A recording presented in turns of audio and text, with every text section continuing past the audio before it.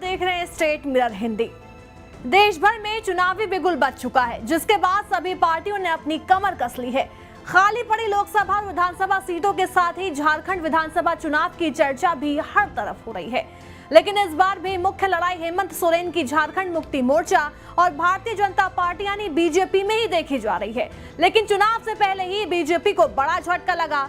दरअसल बीजेपी सरकार में मंत्री और दुमका की पूर्व विधायक लुइस मरांडी ने बीजेपी से इस्तीफा दे दिया, जिसके बाद वो झामुमो में शामिल हो गई। उनके साथ गणेश महली और कुणाल शारडंगी भी शामिल हो गए। सीएम हेमंत सोरेन और कल्पना सोरेन की मौजूदगी में सभी ने झामुमो का दामन थामा। अपने इस्तीफे में लुइस ने बीजेपी पर अनदेखी के साथ कई आरोप लगाए। बता दें 19 अक्टूबर को बीजेपी ने अपने 66 प्रत्याशियों के नाम की घोषणा कर दी। बीजेपी की लिस्ट जारी होने के बाद कुछ नेताओं के बगावती सुर तेज हो गए। तभी से चर्चा थी कि लुइस मरांडी बीजेपी से नाराज हैं, क्योंकि उन्हें दुमका से टिकट नहीं दिया गया। लेकिन मामला सिर्फ टिकट का नहीं था। तो चलिए आपको थोड़ा पीछे लेकर चलते हैं।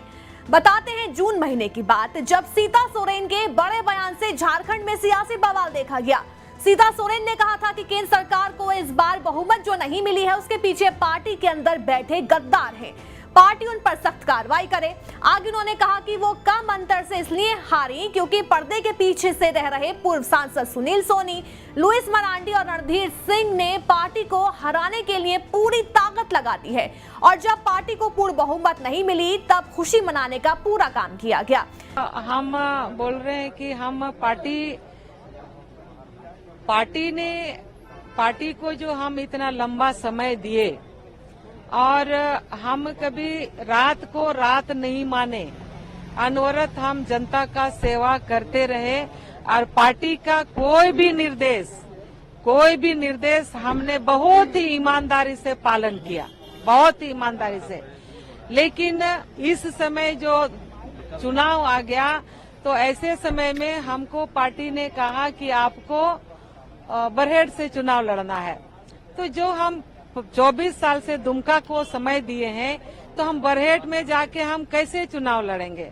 लेकिन अब लुइस मरांडी ने अपने इस्तीफे में इन्हीं बातों का जिक्र करते हुए कहा कि मुझे लगता था कि पार्टी डैमेज कंट्रोल करेगी, लेकिन ऐसा नहीं हुआ।